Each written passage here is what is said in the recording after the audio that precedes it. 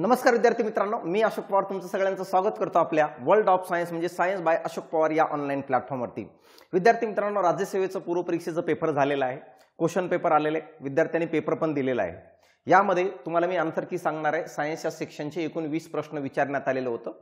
20 प्रश्नांपैकी जर बघितलं 3 ते 4 प्रश्न हे थोडं आउट ऑफ बॉक्स म्हणू शकतो, परंतु 15 ते 16 प्रश्न जो एरिया आहे रेग्युलर आयोगाचा त्याच्यावरच आयोगाने विचारलेला आहे। यासाठी फक्त तुम्हाला नुसतं वाचन करून जमणार नाहीये, छोट्या छोट्या गोष्टी आहेत, तुम्हाला थोड्या कन्सेप्ट पण क्लॅरिटी करून घ्यावं लागेल, जेणेकरून की 15 ते 16 मार्क आरामशीर या लेक्चरमध्ये या पेपरमध्ये यायला पाहिजे होतं। मित्र 15 किंवा 14 मार्क आरामशीर येणं गरजेचं आहे। यासाठी तुम्हाला वाचन सोबतच संकल्पना महत्त्वाची आहे। तर आता आपण आन्सर कीकडे जाऊया सरळ सरळ।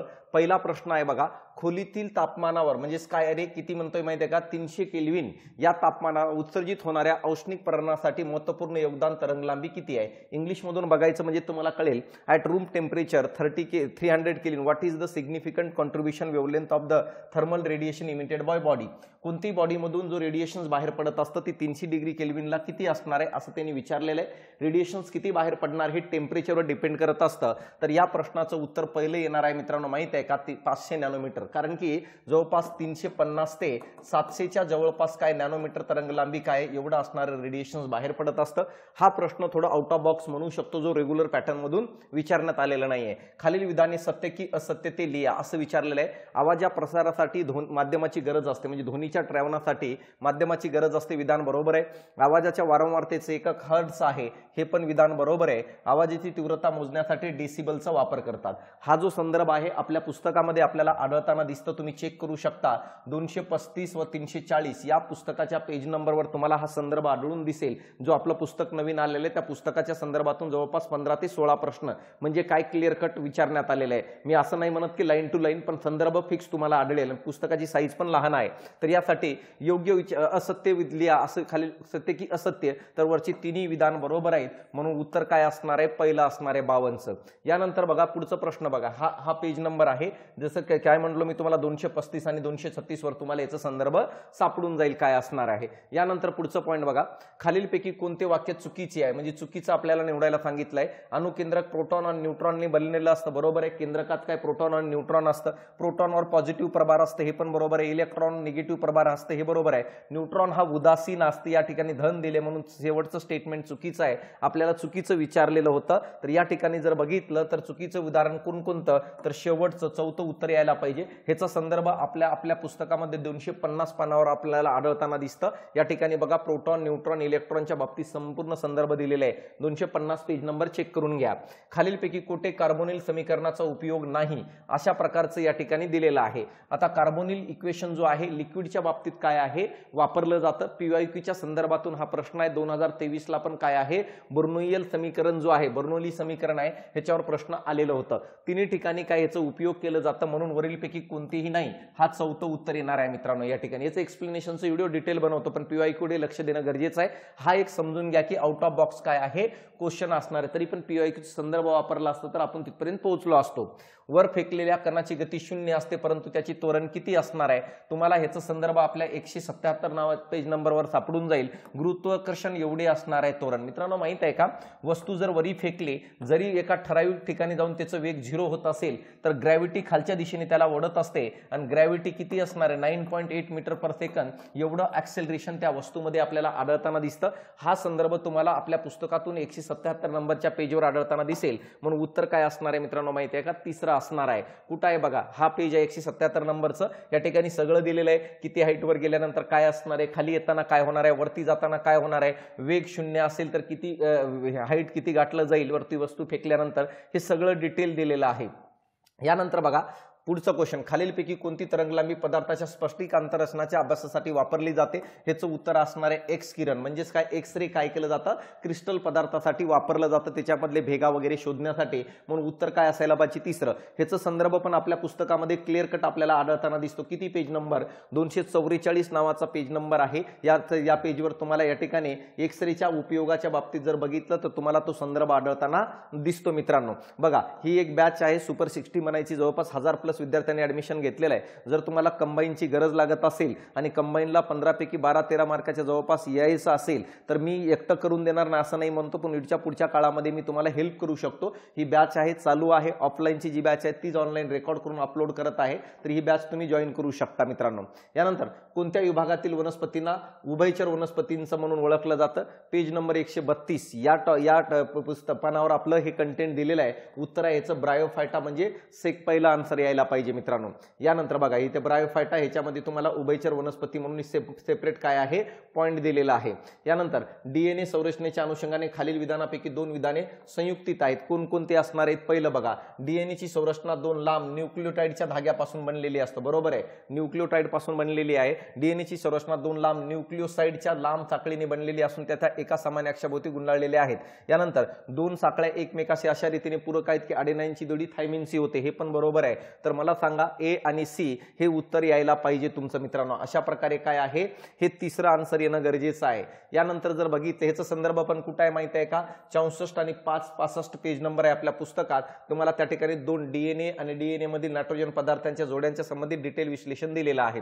बघा, शिल्डेन आणि श्वान यांच्या पेशी सिद्धांताबाबत कोणती विधान सत्य आहे? आता तुम्ही जर बघितलं तर याचं एकतर उत्तर वरील सर्व देतील ते, किंवा ते नाही दिलं तर मित्रांनो माहित आहे का ACD देतील। का माहित आहे? कारण की हे जी काही दुसरं विधान आहे, नवीन पेशी पूर्व अस्तित्वात असलेल्या पेशीपासूनच तयार होते, ही लाईन पेशी सिद्धांतात आहे, परंतु ही लाईन विरशा नावाच्या शास्त्रज्ञाने नंतर दिलेली आहे, यालाच पेशी सिद्धांतातील भर म्हणतो। आता त्यांनी जर पूर्ण पेशी सिद्धांताच्या बाबतीत विचारलं असेल तर उत्तर चौथं देईल, पण त्यांनी जाणून बुजून जर विचारलं असेल की नाही विरशाची स्टेटमेंट टाकू आणि आपण बाकी काढू, तर उत्तर कोणतं येऊ शकतं? तिसरं येऊ शकतं। याचा संदर्भ पण आपल्याला आपल्या पुस्तकात आढळताना दिसतो। 58 नंबरच्या पेजवर वेगवेगळे काय शास्त्रज्ञ दिलेले आहेत, त्याच्यामध्ये तुम्हाला हा प्रश्न भेटून जाईल मित्रांनो।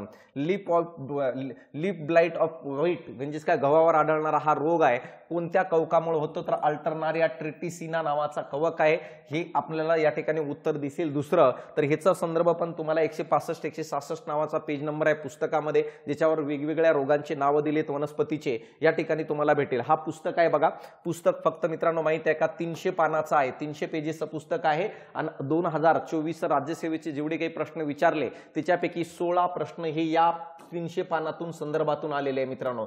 16 प्रश्न आणि आपल्याला तेवढेच पाहिजे। आणि ह्या पुस्तकाची मांडणी ट्री डायग्रामच्या स्वरूपात असल्यामुळं कमी वेळेत रिव्हिजन होईल। 500 पानाचा संदर्भ वाचायची गरज नाहीये, कमी वेळेत एकदा चेक करून घ्या काय असणार आहे आणि कसं असणार आहे, तुम्हाला बेनिफिट होईल हे सांगतोय मी। खालीलपैकी कोणते प्राणी एका वर्गात आहेत? तर मित्रांनो माहित आहे की या प्रश्नाचं उत्तर चौथं येईल। का? कारण याच्यामध्ये एक्झाम्पल दिलेले आहेत कोणाकोणामध्ये, पायसेस मासे आणि उभयचर प्राण्यांचे। पहिलं जर बघितलं तर तुम्हाला कळेल, हा जो आहे हा उभयचर प्राणी म्हणून ओळखलं जातं, याला लिमलेस अँफिबिया म्हणतो। बाकी तिघं तर माशांमध्ये येतं, पण हा तिसरं काय आहे उभयचर मध्ये येतं। मग इथं पण आलं बघा उभयचर मध्ये, आणि हे सगळे काय आहेत? मासे आहेत। इथं जर बघितलं तर सगळे मासे आहेत मित्रांनो, माहित आहे का? उत्तर म्हणून काय येईल? चौथं येईल। ह्याचा संदर्भ तुम्हाला आपल्या पुस्तकातील 146 पेज नंबर आणि 147 पेज नंबरवर आढळताना दिसेल। बघा या ठिकाणी 146 हे आहे, 147 इथं काय आहे उदाहरण दिलेले पायसेस आणि तिथं उभयचरचे सगळे। हेरोईन नावाचे अंमली पदार्थ तयार करण्यासाठी कोणत्या वनस्पतीचा वापर केला जातं? इंग्लिश मधून बघायचं मित्रांनो, माहित आहे का? पॉपी प्लांटचा वापर करत असतात। मी तुम्हाला सेपरेट ह्याच्या बाबतीत आपल्या पुस्तकात दिलेले आहे, औषधं यानी ड्रग्स आणि काय म्हणतो अँटीबायोटिक्स आणि जंतुनाशके म्हणून। पेज नंबर किती असणार आहे? तर 100 मित्रांनो माहित आहे का? या ठिकाणी आपल्याला 104 नंबरचा पेज पुस्तकात चेक करा, तुम्हाला त्याच्यात हिरोईनचे प्रकार, ड्रग्सचे प्रकार, गुंगीच्या औषधांचे प्रकार, ट्रँक्युलायझर्स काय असणार आहेत, जंतुनाशके कोणकोणते आणि अँटीबायोटिक्स कोणकोणते, मूड चेंज करणारे ड्रग्स कोणते आणि हॅल्युसिनोजेनिक ड्रग्स कोणते, हे सगळं दिलेलं आहे। यानंतर बघा, खालीलपैकी कोणते विधान सत्य आहे? मानवी शरीरात एकूण 208 हाडे आहेत, हे विधान चुकीचं आहे, कारण की 206 असायला। यानंतर मनके आणि चेहऱ्यावरची हाडी अनियमित इरेग्युलर असतात, हे पण विधान बरोबर आहे मित्रांनो, पहिलं चुकीचं आहे, म्हणून आपल्याला सत्य निवडायचं होतं। फक्त आणि फक्त बी म्हणजे कोणतं? दुसरं येईल। ह्याचं पण संदर्भ तुम्हाला 47 आणि 49 नंबरच्या पेजवर आपल्याला आढळताना दिसतं पुस्तकाच्या। हे 47 आहे, या ठिकाणी दिले बघा 206 हाडांपासून बनलेलं आहे। आणि या ठिकाणी जर बघितलं तर तुम्हाला वेगवेगळ्या प्रकारचे काय आहे हाड कोणकोणत्या प्रकारचे ह्याच्याबद्दल दिलेले आहेत। यानंतर जर बघितलं पुढे हात आणि पाय यांच्यातील हाडांच्या सांध्यांच्या जोड्या लावायला सांगितलेलं आहे। क्लिअर कट 49 पेज नंबरवर तुम्हाला आपल्या पुस्तकात दिलेला आहे, म्हणून हा प्रश्नाचं उत्तर पहिलं येणार आहे मित्रांनो। कळलं का? पहिलं उत्तर येईल 64, ज्यामध्ये खांद्याचा सांधा जो आहे ह्याचं चौथं हिप जॉईंट म्हणून ओळखलं जातं। ह्युमरस जर बघितलं तर त्याला काय म्हणत असतो रे? ह्युमरसला आपण फिमर म्हणत असतो, म्हणजे याचा अर्थ बघा यानंतर कोपर जर बघितलं तर त्याला ट्युब्युलस आणि फॅब्युला म्हणून नाही, हे गुडघ्यातील हाडाला आपण काय म्हणत असतो, गुडघा म्हणजे किंवा या ठिकाणी इंग्लिशमधून बघा. आणि रेडिओ आणि अल्ना जर बघितलं तर पहिलं, म्हणून उत्तर काय येईल मित्रांनो माहित आहे का, तर पहिलं उंचर येणार आहे. हे पण आपल्या पुस्तकात तुला आढळून जाईल. यानंतर बघा पुढे बघा, या ठिकाणी दिलेलं आहे, सगळं दिलेलं आहे क्लिअर कट, कोणाला काय म्हणतात आणि कसं असणार आहे. रासायनिक खतांच्या अतिवापरामुळे शेत जमिनीमध्ये जर आम्लता प्राप्त झाली ते कमी करण्यासाठी काय वापरतात, तर मित्रांनो माहित आहे का, चुन्याची निळी वापरलं जातं. इंग्लिशमधून जर बघितलं तर त्याला आपण काय म्हणत असतो, लाईम वॉटर म्हणून ओळखलं जातं. याला आपण काय म्हणत असतो, लाईम म्हणतो. लाईमलाच आपण कॅल्शियम जर बघितलं तर मित्रांनो माहित आहे का, हायड्रॉक्साईड म्हणून ओळखत असतो. तर कॅल्शियम हायड्रॉक्साईड जो आहे हे वापरलं जातं. कॅल्शियम हायड्रॉक्साईडलाच आपण जर काय म्हणत असेल तर काय, लाईम म्हणत असतो. यानंतर हे जो मिल्क ऑफ मॅग्नेशियम आहे हे आपली ऍसिडिटी कमी करण्यासाठी वापरलं जातं. म्हणून उत्तर काय येईल रे, तिसरं, फक्त ब येणार आहे.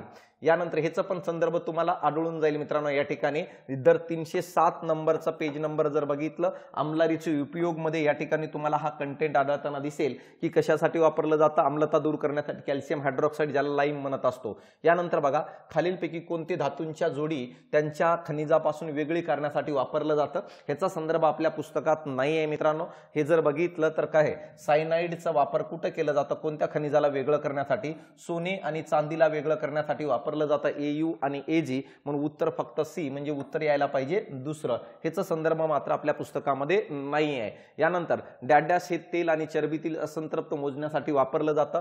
आयोडीनची किंमत मोजली जाते, हे पण संदर्भ आपल्या पुस्तकातून नाही आहे. हे आउट ऑफ बॉक्स म्हणू शकतो आपल्या पुस्तकाच्या तुलनेत.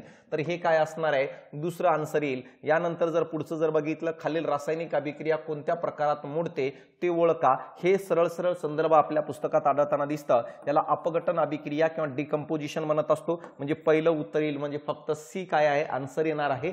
याचा संदर्भ जर कोणत्या आपल्या पुस्तकामध्ये 312 नंबरच्या पेजवरती असणार आहे तर हे असेल मित्रांनो. माहित आहे, या ठिकाणी बघा 312 नंबरच्या पेजवर अभिक्रियेचे प्रकार दिलेले आहेत, त्याच्यामध्ये एक्झाम्पल आहेत. खालील विधान विचारात घ्या. रासायनिक अभिक्रियेचा दर डॅश आहे.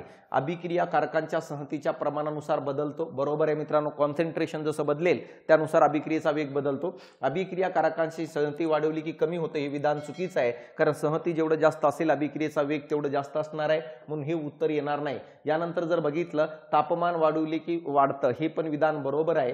तापमान वाढवले की कमी होते, चौथं विधान काय आहे, चुकीचं आहे. आता कोणते विधान बरोबर आहे, तर ए आणि सी बरोबर आहे, म्हणून उत्तर काय येईल रे, तिसरं. ह्याचा संदर्भ पण 315 पेज नंबर आणि 316 पेज नंबरवर आपल्या पुस्तकात आढळताना दिसतं. बघा, हा 315 पेज नंबर आहे, 316 पेज नंबर आहे, चेक करून घ्या व्यवस्थित. यानंतर खालीलपैकी कोणत्या समस्थानिकाला जड हायड्रोजन म्हणतात, ह्याचं उत्तर ड्यूटेरियम येईल, म्हणजे फक्त बी येणार आहे. तर फक्त बी दुसरं उत्तर आहे. ह्याचा संदर्भ पण क्लिअर कट तुम्हाला 257 नंबरच्या पेजवरती आढळताना दिसतो आपल्या पुस्तकामध्ये. बघा, हा 257 नंबरचा पेज आहे. या ठिकाणी हायड्रोजनचे समस्थानिके दिलेले आहेत, प्रोटियम, ड्यूटेरियम, ट्रिटियम, त्याचे गुणधर्म पण सांगितलेले आहेत. आणि यानंतर मित्रांनो माहित आहे का, अशा प्रकारे हे 17 टोटल किती 20 प्रश्न आलेले होते. त्याच्यापैकी जवळपास 16 प्रश्नांचा संदर्भ आपल्या पुस्तकात आपल्याला आढळताना दिसतो. आता बघा, नुसतं पुस्तक वाचून फायदा नाही रे, तुम्हाला थोडं कन्सेप्ट पण समजून घ्यावं लागेल. आणि पुस्तकाची साईज मित्रांनो 300 पेजेस असल्यामुळं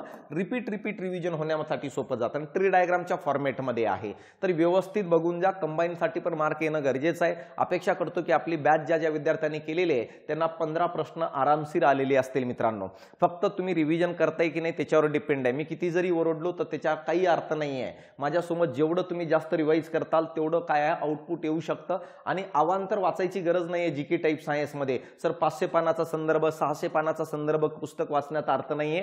ठराविक एरिया आहे आयोगाचं, त्या एरियाच्या रिलेटेड वाचलं तर आउटपुट जास्त येतं. म्हणून पुस्तकाची साईज फक्त 300 पानं ठेवलेली आहे मित्रांनो. अपेक्षा करतो की तुम्ही एकदा पुस्तक चाळून बघताल काय असणार आहे, कसं असणार आहे. आणि याच प्रश्नांचं डिटेल विश्लेषण मी तुमच्यासाठी लवकरच घेऊन येणार आहे मित्रांनो. तर अपेक्षा करतो कंबाईनला पण याच पद्धतीने तुम्हाला मार्क येतील आणि जास्तीत जास्त काय आहे, सायन्सला स्कोर येऊ शकेल.